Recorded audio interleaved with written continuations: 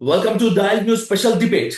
Party కోసం అన్నేళ్లు కష్టపడితే party అధినేతపై ఈగ వాలకుండా చూసుకుంటే అన్నింటికి మించి 9 నెలల పాటు జైల్లో ఉండి నానా చిత్ర హింసలు పడితే కనీసం పార్టీ అధినేతలు మాత్రమే కాకుండా మిగతా వాళ్ళు ఎవరు లెక్క చేయట్లేదు, ఇవ్వాల్సినంత గౌరవం ఇవ్వట్లేదు అనేటువంటిది బోరుగడ్డ అనిల్ కుమార్ గారి ఆరోపణ. అసలు వైసీపీతో అతనికి ఏ మాత్రం సంబంధం లేదు అని చెప్పి ఒకప్పుడు ప్రెస్ నోట్ రిలీజ్ చేస్తే మళ్ళీ ఇప్పుడు అదే వైసీపీ ఆఫీస్ ముందుకు వెళ్లి సజ్జలకు అలాగే మిగతా వాళ్లకు వ్యతిరేకంగా ఎందుకు ధర్నా చేశారనేటువంటిది ఇప్పుడు ప్రశ్న. ఆ ప్రశ్నకు సమాధానం ఆయన్నే అడిగి తెలుసుకుందాం. లెట్స్ ఇన్వైట్ బోరుగడ్డ అనిల్ కుమార్ గారు onto the dial news hot seat with Vijay Sathu. Anil గారు నమస్తే. నమస్తే అండి. మీరు ఎంతో కాలంగా చేసినటువంటి ఆరోపణని ఈ రోజు తాడేపల్లి సాక్షిగా చేశారు. ఏంటి నిజంగా ఆ, బహిష్కరణ వేటు మీ మీద తీసేయాలనేటువంటిది మీ డిమాండా, లేకపోతే మీరు అక్కడ డిమాండ్ చేసినట్లు పార్టీ అధికార ప్రతినిధి కారుమూరి వెంకటరెడ్డిని, పార్టీ ప్రధాన కార్యదర్శి సజ్జల రామకృష్ణారెడ్డి గారిని పార్టీలోకి తప్పించాలనేటువంటిది మీ డిమాండా? ఏంటి, ఏం సాధించదలుచుకున్నారు? తప్పించాలనేది కాదండి. ఇప్పుడు హైకోర్టు ఉత్తర్వులు ఇచ్చిన తర్వాత కారుమూరి వెంకటరెడ్డి అనే అతని స్థాయిని మర్చిపోయి నా గురించి మాట్లాడాల్సిన అవసరం ఏంటి? అప్పుడు అడిగినప్పుడు అతను క్లియర్ గా చెప్పిన మాట ఏంటి? రికార్డింగ్ మీకు పెడతాను, అది మీరు దీంట్లో ఏం పెట్టాడు, అతను ఏం మాట్లాడాడు, ఎందుకు మాట్లాడావు కారుమూరి వెంకటరెడ్డి, నా గురించి మాట్లాడాల్సిన అవసరం ఏంటి, అసలు నీకేం సంబంధం అని అడిగితే అన్న పార్టీ ఇన్స్ట్రక్షన్స్ ఉన్నాయి, సజ్జల రామకృష్ణారెడ్డి చెప్పాడు, పూడి శ్రీహరి చెప్పాడు అని చెప్పారు. మాకు పెద్ద వాళ్ళే, మాకు మెయిన్ సజ్జలే అని చెప్పాడు. క్లియర్ గా దాంట్లో వాళ్ళిద్దరు చెప్పారని చెప్తాం జరిగింది. అసలు సజ్జల రామకృష్ణారెడ్డికి నా మీద ఎందుకు కుట్ర అని అనేది వస్తే ఈ కూకటి వేళ్ళు ఎక్కడి నుంచి మొదలైనవి అంటే గుంటూరు రాజకీయం నుంచి మొదలైనవి. గుంటూరు రాజకీయం నాకు గన్మెన్స్ ఇస్తానన్నప్పుడు భయంకరంగా వ్యతిరేకించింది అప్పిరెడ్డి. అప్పిరెడ్డి కోసమో లేకపోతే నందిగం సురేష్ కోసమో లేకపోతే ఇంకొక ఇద్దరు ముగ్గురు బడా నాయకులు, రెడ్ల కుటుంబంలో నుంచి వచ్చిన బడా నాయకుల కోసమో గుంటూరు రాజకీయం మా గుప్పిట్లోనే ఉండాలి అని చెప్పి వాళ్ళు చేసిన పరిస్థితులు. ఆ పొద్దు నుంచి నేను ఫేస్ చేస్తా ఉన్నాను. మనం ఎక్కడ బయటపడకూడదు. ఎందుకంటే నేను ఒక దళితుడిని, ఒక ఒక ఒక కేంద్ర మంత్రి గారు ఆయన చేతిలో 10 సంవత్సరాలు నలిగిన వ్యక్తిని, కేంద్ర రాజకీయాల నుంచి వచ్చిన వ్యక్తిని. నేను ఏ పొద్దుైనా జగన్మోహన్ రెడ్డి గారి పార్టీలో జాయిన్ అవ్వాలని అనుకోలే. జగన్మోహన్ రెడ్డి గారికి సపోర్ట్ చేద్దాం అనుకున్నాం. ఎందుకు అనుకున్నామంటే అది కూడా నా కుటుంబంతో రాజశేఖర రెడ్డి గారి పితరుల కుటుంబం, మాకు బాంధవ్యం ఉంది, బంధుత్వం ఉంది, దూర బంధుత్వం దగ్గర బంధుత్వం అయినా ఉంది. దాన్ని ఎప్పుడూ నేను ఎక్కడ రివీల్ చేయలేదు విజయసాద్ గారు. మీరు కూడా 2-3 సార్లు అడిగారు ఏంటి రిలేషన్ అని అడిగితే నేను రివీల్ ఎందుకు చేయాలంటే రాజకీయాలు బంధుత్వం వేరు. నాకుండే క్యాడర్ నాకుంది. నేను కేంద్ర మంత్రులు రామదాస్ అత్వాలే గారి ఇంట్లో భోంచేస్తాను. వాళ్ళ ఇంట్లో నాకు ఒక బెడ్రూమ్ ఉంటుంది ఆయన కోటిలో. నితిన్ గడ్కరీ గారి దగ్గర కూడా సేమ్ పరిస్థితి. శివరాజ్ సింగ్ చౌహాన్ అయినా, నితిన్ గడ్కరీ గారైనా చాలా మంది నన్ను చాలా ఇష్టపడతారు, ప్రేమిస్తారు, బాగా యాక్టివ్గా ఉంటానని.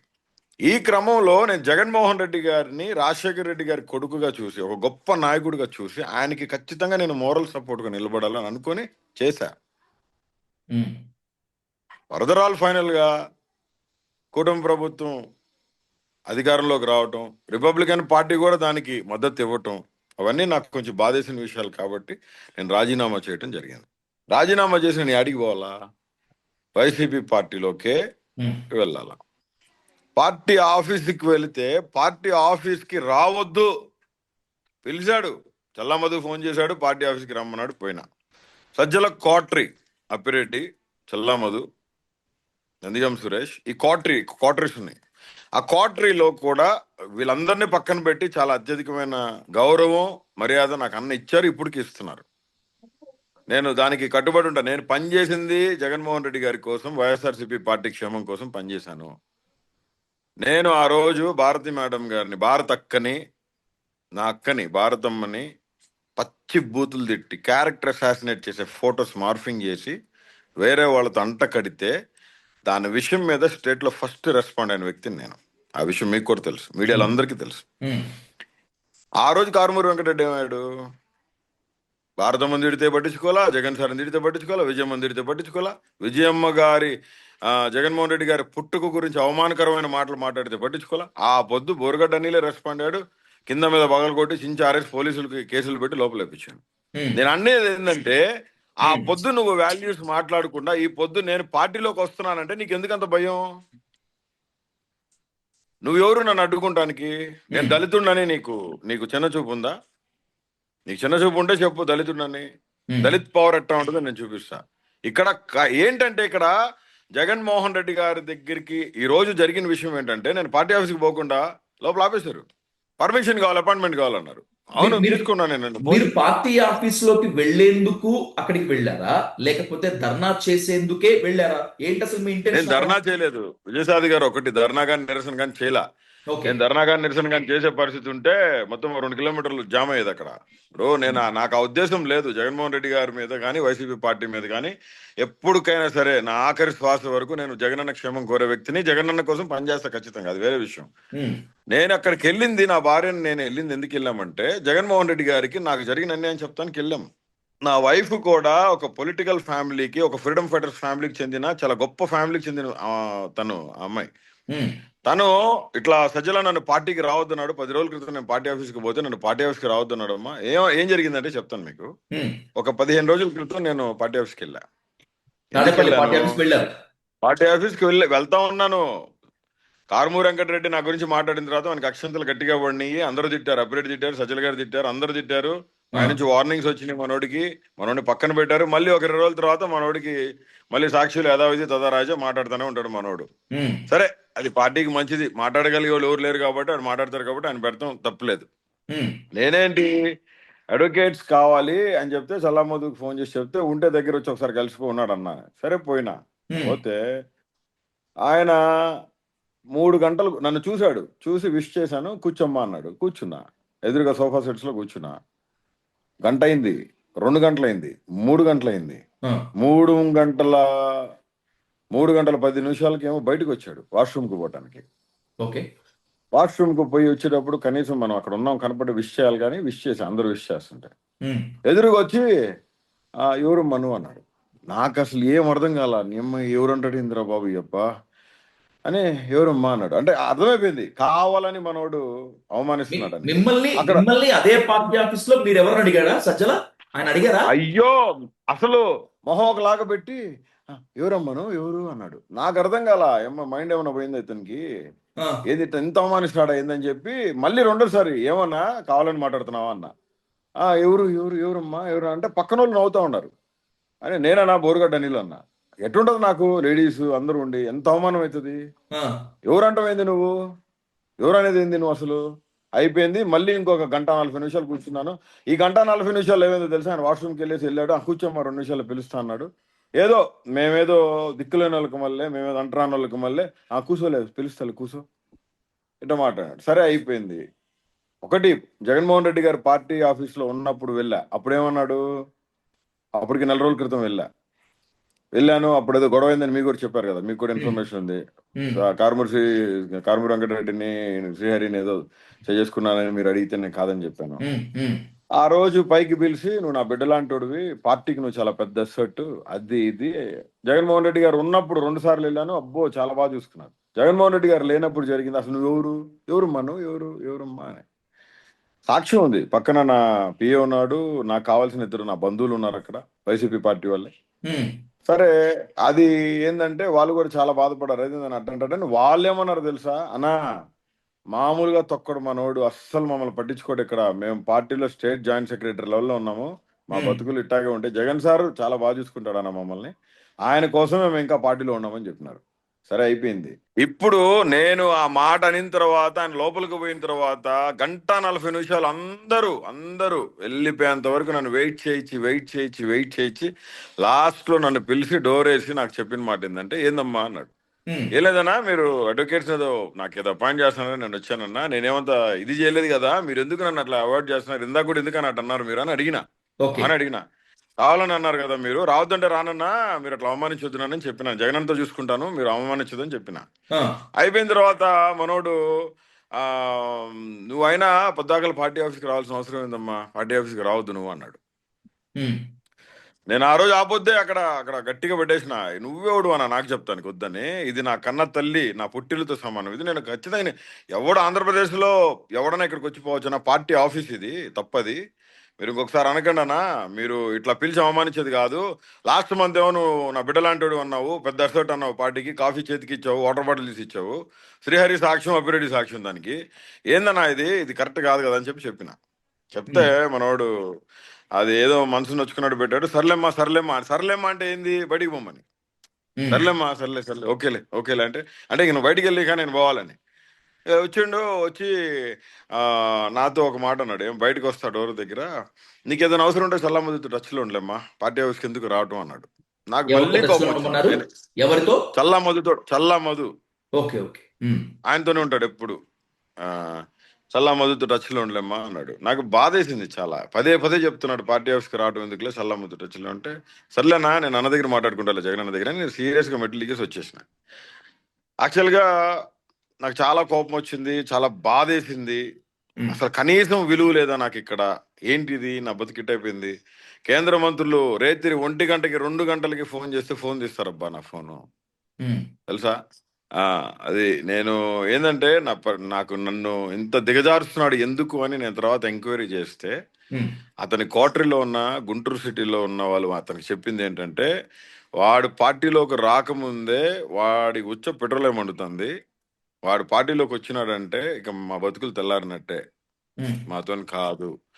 అంటే నేను పనిచేసింది ఎవరి కోసం ఎ- విజయసాగర్? ఎవ- ఎవరు చెప్పినటువంటి ఆ గుంటూరు వైసీపీ నేతలు ఎవరు? నేమ్ చెప్పగలరా? వాళ్ళే ఎవరున్నారు, సోకాల్డ్ అప్పిరెడ్డి, ఇంకా ఉమ్. సోకాల్డ్ రెడ్డి గ్యాంగ్, ఒక గ్యాంగ్ ఉంది. ఎప్పటి నుంచో వాళ్ళకైతే ఇష్టం లేదు నేను పార్టీలోకి రావాలనేది. ఈ విషయం జగన్ సార్ కూడా తెలుసు. మీకు నాకు లేదా గన్మెన్స్ అప్పిరెడ్డి ఇచ్చేటప్పుడు గారికి ఆ, చెడిందా, లేకపోతే ఇంతకు ముందు బానే చిచిచి ఉండేవారా? అప్పిరెడ్డికి చేరడానికి ఆయన సీనియర్ లీడరు, నాకంటే సీనియర్ రాజకీయాల్లో ఉన్నాడు ఆయన. ఉమ్, ఇప్పుడు నన్ను రౌడీ షీటర్ అనే వాళ్ళకి అందరికీ తెలుసుకోవాల్సింది ఏంటంటే, అప్పిరెడ్డి రౌడీ షీటర్ కాదా, అప్పిరెడ్డికి రౌడీ షీటర్ మొన్న కొట్టేశారు. ఆ ఉమ్, నాలన్నా ఏమన్నా రాజకీయాల్లో తిరుగుతా ఆయన రౌడీజం చేసినప్పుడు కూడా అంత గందరగోళాలు జరిగినాయి అప్పిరెడ్డి గారు తిరిగినప్పుడు. మరి నేను డైరెక్ట్ గా చదువుకొని జగన్మోహన్ రెడ్డి గారి కోసం పనిచేస్తే నా మీద రౌడీ షీట్ ఓపెన్ చేసే ప్రయత్నం చేసింది కూటమి ప్రభుత్వం. ఆ నన్ను ఉమ్, జైల్లో వేస్తే సంతోషపడిన వాళ్ళు వెంకటరెడ్డి అని కూడా ఒకటి చెప్పింది, మొన్న ఈ మధ్య చెప్పిందిగా మీడియాలో. నన్ను జైల్లో వేస్తే సంతోషపడాడంట కారుమూరి వెంకటరెడ్డి. అంటే నేను అడిగేది ఏంటంటే, ఒక రెడ్డికి ఉన్న విలువ ఒక ఒక దళితుడిగా ఉన్న నాకు లేదే, ఆ రెడ్లతోనే నన్ను తిట్టిస్తున్నారు, ఏంది పరిస్థితి అనేది నాకు చాలా బాధేసి చెల్లించిపోయిన పరిస్థితుల్లో ఉమ్, నేనేంటంటే పార్టీ ఆఫీస్కి నేను ఇంకెళ్ళకూడదని డిసైడ్ అయిపోయి బాధపడుతుంటే, నా వైఫ్ అంది, ఏమండి ఒక్కసారి జగనన్నతో మాట్లాడేసి వద్దాము, ఎందుకంటే నాకు బీజేపీలో మంచి ఆఫర్ ఉంది. బీజేపీలోనే మా చిన్నాయన తెలుసు కదా. ఇప్పుడు మా చిన్నాయనలు ఇద్దరూ జగన్మోహన్ రెడ్డి గారితో మాట్లాడటానికి వస్తున్నారు ఢిల్లీ నుంచి. మా ఉమ్. చిన్నాయనలు ఇద్దరు, మా తాతగారు రిటైర్డ్ ఐఏఎస్ ఆయన, ఓకే. బోరుగడ్డ దేవదత్తం గారి అబ్బాయి ఆయన, ఉమ్, ప్లస్ మా చిన్నాన్నలు ఇద్దరు. వాళ్ళంతా దేశాన్ని పరిపాలించే పరిస్థితుల్లో చాలా హై అండ్ ర్యాంక్ లో ఉన్న పరిస్థితులు వాళ్ళే. ఉమ్, వాళ్ళు ఇక్కడ కానీ బెంగళూరులో కానీ జగన్ సార్ని కలిసి ఒక ప్రజెంటేషన్ ఇస్తున్నా నేను, with all the proofs. Sajjala Ramakrishna Reddy గారు ఆ రోజు నాతో మాట్లాడినప్పుడు నేను రికార్డ్ చేశాను అది. ఉమ్. నువ్వు పార్టీ ఆఫీస్కి రావద్దనింది నేను రికార్డ్ చేసిన, వాయిస్ ఓకే. రికార్డింగ్ ఉంది నా దగ్గర. ఉమ్, అది నేను జగన్మోహన్ రెడ్డి గారికి వినిపించి, కారుమూరి వెంకటరెడ్డి అనేవాడు వీడియో నేను డౌన్లోడ్ చేసి పెట్టుకున్నా. ప్లస్ కారుమూరి మాట్లాడింది, ఏమని మాట్లాడాడు, నిన్ను ఎవర్రా బాబు తిట్టమని చెప్పింది, నా గురించి ఎందుకు మాట్లాడుతున్నావు అంటే, సజ్జల పూడి శ్రీహరి మాట్లాడారు. నేను అన్నని అడుగుతాను, అన్న నేను ఒక దళితుడుగా ఉన్నాను, నీ కోసం కష్టపడి పనిచేశాను, నీ దగ్గర ఎప్పుడు 1 రూపాయి తీసుకోవాలా, నన్ను మరి ఈ విధంగా వీళ్ళు అన్నారు, మన పార్టీ వాళ్ళే కదా, వీళ్ళ మీద క్రమబద్ధమైన చర్య మీరు తీసుకుంటారా తీసుకోరా? ఆ, ఖచ్చితంగా అడిగే ప్రయత్నం వచ్చే వారం రోజుల్లో ఉంటుంది. ఉమ్, విజయసాద్ గారు ఒక్కడే చెప్తున్నా, నేను ధర్నా చేయలా, నిరసన చేయలా, నన్ను లోపలికి పోనీలేదు కాబట్టి నేను అక్కడ కూర్చున్నా బయట. ఉమ్, ఎందుకంటే నువ్వు పార్టీ ఆఫీస్కి రావద్దు అనే అధికారం అతనికి లేదు. ఉమ్, జగన్మోహన్ రెడ్డి గారు చెప్తే మానుకుంటాను, జగన్మోహన్ రెడ్డి గారు చెప్తే ఇంకా అసలు ఎప్పుడు లైఫ్ లో ఆయన మొహం చూడను నేను. అది ఉమ్, ఇప్పుడు నేను ఎవరి కోసం 22 కేసులు పెట్టించుకొని 9 నెలలు జైల్లో ఉన్నానండి విజయసాద్ గారు? ఉమ్. ఎవరి కోసం ఉన్నాను సార్ చెప్పండి? మీరు చెప్పడం అయితే వైసీపీ కోసము, జగన్మోహన్ రెడ్డి గారి కోసము, భారతిరెడ్డి గారి కోసం అంటారు. బయట వాళ్ళు మాత్రం మీ నోటి దూల వల్ల, మీ నోరు కంట్రోల్ చేసుకోకపోవడం వల్ల మీరు అనుభవిస్తున్నారని చెప్పి అంటున్నారు కదా, వాళ్ళు. ఇప్పుడు నోటి దూల కానీ నేను కంట్రోల్ చేసుకోలేకపోయిన విషయాలు రెండు విషయాలు. ఉమ్, ఆడోళ్ళ మానాల గురించి మాట్లాడి, లేడీస్ ఒక అత్యున్నతమైన కాన్స్టిట్యూషనల్ బాడీలో ప్రథమ వ్యక్తిగా ఉన్న ముఖ్యమంత్రి గారి భార్య గురించి భయంకరమైన మార్ఫింగ్ ఫోటోలు పెడితే తట్టుకోలేక ఆ పొద్దు రివర్స్ అటాకింగ్ లో మాట్లాడటం జరిగింది. ఉమ్, దానికి కుటుంబ ప్రభుత్వం వచ్చింది కాబట్టి ఇబ్బంది పెట్టగలిగినారు. కుటుంబ ప్రభుత్వం రాకపోతే ఉమ్, లేదు. అంటే నేనేం చెప్తున్నానంటే, ప్రభుత్వం 9 నెలలు జైల్లో పెట్టింది, 22 కేసులు వేసింది, థర్డ్ డిగ్రీలు ఇచ్చింది, చితక వాదారు, ఉచ్చబోసారు, అన్నీ చేశారు. కానీ బయటకు వచ్చిన తర్వాత కానీ నేను జైల్లో ఉన్నప్పుడు కనీసం మా మదర్కి బైపాస్ జరిగితే చాలా మంది ఎమ్మెల్యేలు, ఎక్స్ ఎమ్మెల్యేలు, మాజీ మంత్రులు మమ్మీని కలుస్తానికి చెన్నైకి పోతామంటే పార్టీలో సీరియస్ ఇన్స్ట్రక్షన్స్ ఇచ్చాడు సజ్జల రామకృష్ణారెడ్డి. ఉమ్, నాకు ఒక ఎక్స్ ఎమ్మెల్యే చెప్పిన మాట, అనంతపురం అనంత వెంకటరామరెడ్డి గారికి వైఎస్ జగన్మోహన్ రెడ్డి గారికి ఫోన్ చేసి, అన్న అనిల్ దగ్గరికి పోండి, అక్కడ కొంచెం క్రూషియల్గా ఉంది, అనిల్ బాగా ఇబ్బంది పెట్టాలని చూస్తున్నారని చెప్తే, అనంత వెంకటరామరెడ్డి అన్న ఉమ్, బయలుదేరి నా దగ్గరికి రావడానికి కోర్టుకో లేకపోతే ములాఖత్తు పెట్టి నా దగ్గర కలిసేదానికి అన్న వస్తా అంటే డైరెక్ట్ గా సజ్జల రామకృష్ణారెడ్డి అనంత వెంకటరామరెడ్డికి ఫోన్ చేసి మీరు పోవద్దు అని చెప్పి పోనీయకుండా చేశారు. ఉమ్, దీనికి అంటే నేనేమంటున్నానంటే, సజ్జల రామకృష్ణారెడ్డి గారికో నాకో లేకపోతే మా కుటుంబ సభ్యులకు వాళ్ళ కుటుంబ సభ్యులకో గొడవలను కలిగి ఉండాలా, ఉమ్, లేదా ఆయనకి నాకు ఫ్యాక్షనిస్ట్ గొడవలు ఏమైనా ఉండాలా. ఏమీ లేవు. కాబట్టి నేను అడిగేది ఏంటంటే, నేను ఈరోజు అదే అడగటానికి పోయినా, అసలు ఎందుకు నువ్వు నా మీద అంత పగబట్టున్నావు? అభిరెడ్డి కోసమా, సురేష్ కోసమా, లేకపోతే ఇంకెవరి కోసము? ఉమ్, ఎవరి కోసం చెప్పు. ఇప్పుడు నువ్వు రాజకీయంగా వైసీపీ పార్టీలోకి నన్ను రానినన్నావు, ఉమ్, నేను బీజేపీలోకి పోతా, నీ మీద పగ ఉంటుంది నాకు, నీ మీద పగ తీర్చుకుంటా కదా, ఖచ్చితంగా ఇడిచిపెట్టను కదా నేను నిన్ను. నాకు దోచింది నేను చేస్తా కదా. ఇప్పుడు నువ్వు ఒక్క అడిగేసినావు, నువ్వు ముసలాడి 62, 63 సంవత్సరాలు నీకు, నువ్వు ఒక్క అడిగేసినావు, నేను మా చిన్నాళ్ళకి చెప్పో, లేకపోతే రేపు పొద్దున్నే కేంద్ర మంత్రికి చెప్పో, లేకపోతే నాకు ఇంకా తిక్క దొబ్బి నేను అసలు ధర్నాకి కూర్చొని ఆమరణ నిరాహార దీక్ష కూర్చొని నీ పేరు రాసి నేను ఏమైనా చేసేసుకుంటానేమో, ఏమో ఎవరికి తెలుస్తుంది ఇవన్నీ. ఉమ్, జరగవచ్చు, ఇవన్నీ ఉమ్. జరగవచ్చు రేపటి రోజున. ఈ రోజు నేను ఒక్కడిని నా భార్యతో వెళ్ళాను విజయసాద్ గారు. ఆ, నేను ఒక ఎందుకు 2-3 ఇప్పుడు రోజుల్లో మళ్ళీ ఒక 2,000 మంది జనంతో నేను పార్టీ ఆఫీస్ దగ్గరికి వెళ్తున్నా. ఇప్పుడు అన్యాయం సజ్జల మీద జరిగింది, జగన్ బాధపడింది మీకు అని మీరు అంటున్నారు. మీరు ఒక్కరు వెళ్ళి చేయొచ్చు కదా, తేల్చుకుంటే మీరు తేల్చుకోవచ్చు కదా. ఎందుకు మీ సహచరిని కూడా తీసుకొని, మీ వైఫ్ కూడా తీసుకొని వెళ్ళి అక్కడ చేయటం? నా ఇదంతా ఫ్యామిలీ వైఫ్ డ్రామా అనేటువంటి ప్రిపేర్డ్ గా ఒక లేరు వీడియో ముందుకు వచ్చి మాట్లాడేదానికి. ఉమ్, ఇవాళ నేను అక్కడికి వెళ్ళటానికి కారణం నా వైఫే. జగన్మోహన్ రెడ్డి గారితో, జగన్ నా అన్న, నేను అన్నతో మాట్లాడాలి. ఇంత అన్యాయం జరుగుతుంటే అన్న ఎట్లా ఊరుకుంటాడు? అట్లాంటి వ్యక్తి కాదు కదా. ప్రజానాయకుడు, ప్రజలే నా బలం అనే నాయకుడు కాబట్టి, అసలు నువ్వు ఇంత కష్టపడి పనిచేసి ఏ పొద్దు కూడా ఏం ఆశించకుండా నువ్వు ఇంత చేస్తే నిన్ను పార్టీ ఆఫీసులోకి రావద్దంటానికి వాడేవుడయ్యా. నేను వస్తాను పదా, నేను అన్నతో మాట్లాడతాను. ఎందుకంటే నీకు చెప్పానుగా సాధు గారు, నా వైఫ్ వాళ్ళది చాలా మంచి రాజకీయ నేపథ్యం కలిగిన కుటుంబం. ఉమ్, 1962లో ఆయన ఎమ్మెల్యే 2 times, 1 time ఎమ్మెల్సీ. ఆచార్య రంగ గారు నా వైఫ్ వాళ్ళ తాత వాళ్ళ ఇంటికి వచ్చి నేను పార్టీ పెట్టాను నువ్వు రామని చెప్పి అడిగిన పరిస్థితులు, ఉమ్, బంగారపు తారక పత్రాలు ఇవన్నీ ఉన్నాయి. వాళ్ళ కుటుంబానికి మంచి ఐడెంటిఫికేషన్ ఉంది. ప్రెసిడెంట్ ఆఫ్ ఇండియా లెవెల్లో చాలా గొప్ప ఐడెంటిఫికేషన్ ఉన్న కుటుంబం. నా ఉమ్, వైఫ్ వాళ్ళ కజిన్స్ వాళ్ళందరూ కూడా చాలా మంది బ్యూరోక్రాట్స్ ఉన్నారు ఢిల్లీలో, ఉమ్, సైంటిస్టులు ఉన్నారు. తనని మాట్లాడిస్తాను, నేను తర్వాత మాట్లాడిస్తాను మీతో.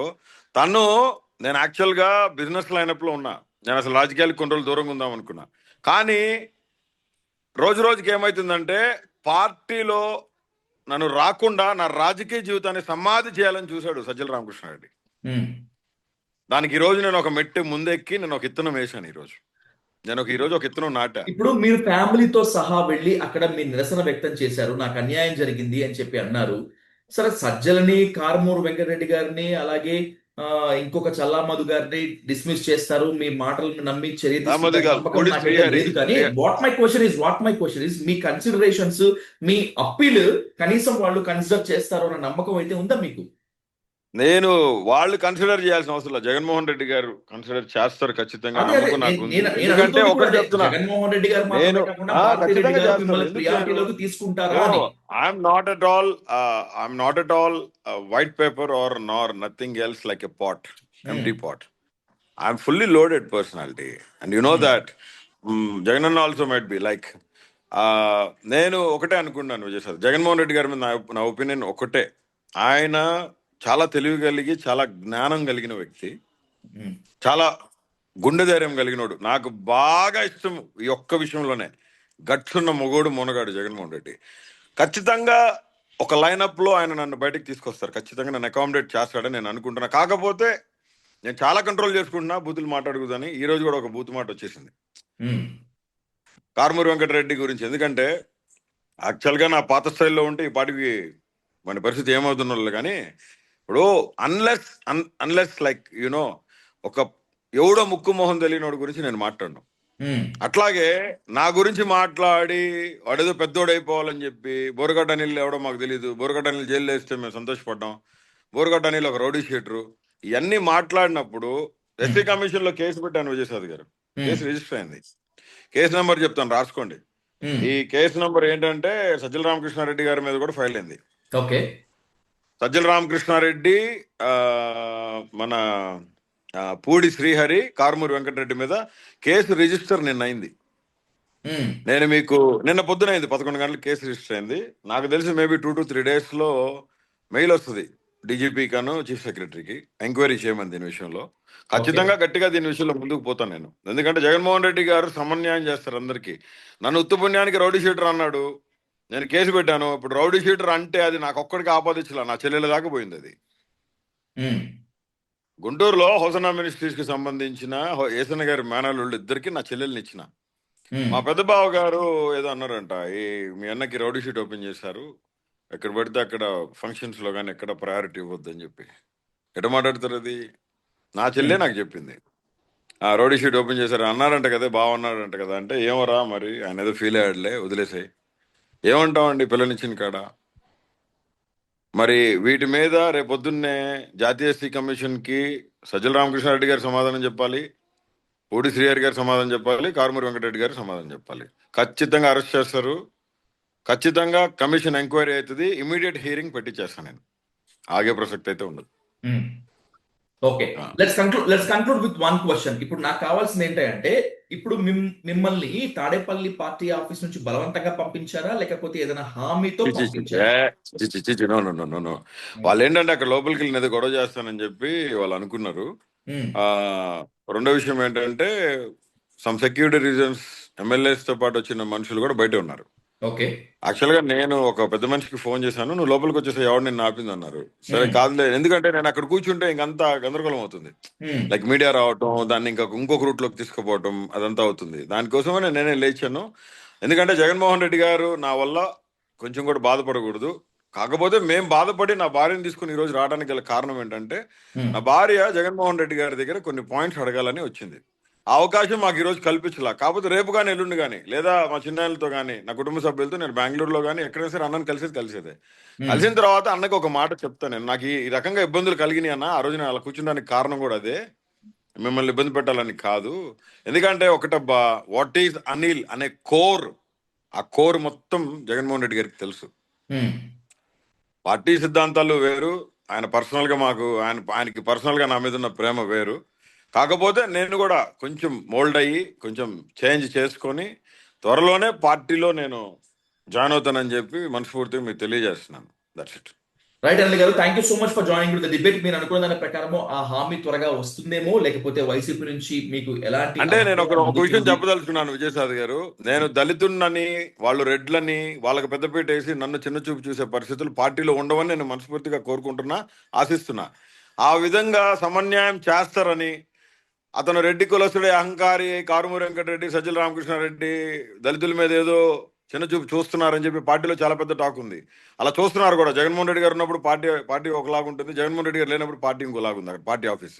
ఉమ్, ఒక మాట చెప్పాలంటే 80% of the people are not willing to receive Sajjala Ramakrishna Reddy. కాకపోతే ఎవరు మాట్లాడట్లా, నేను మాట్లాడా ఈరోజు.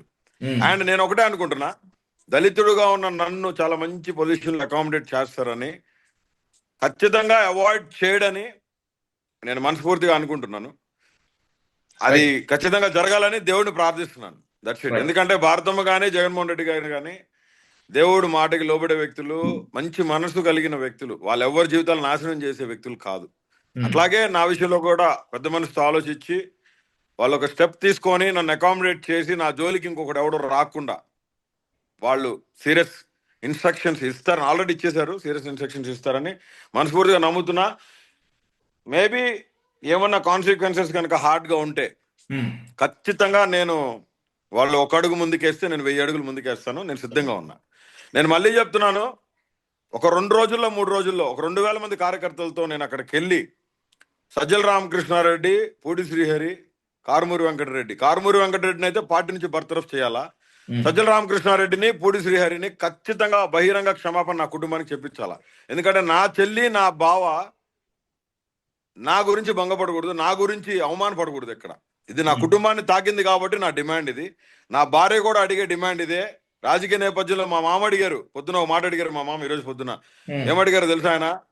అయ్యా, ఏబిఎన్, TV5 వీళ్ళందరూ నిన్ను రౌడీ షీటర్ అన్నా, నిన్ను బూతులు తిట్టినా పర్లా, సొంత పార్టీలో వాడే మాట్లాడినాడంటే అంటే రెడ్డి అహంకారంతో మాట్లాడా, మనం దళితులను మాట్లాడా? ఈ విషయం జగన్మోహన్ రెడ్డి గారి దగ్గర తెలుసుకో బాబు, నీ పరపతిని తగ్గించుకో మాకు.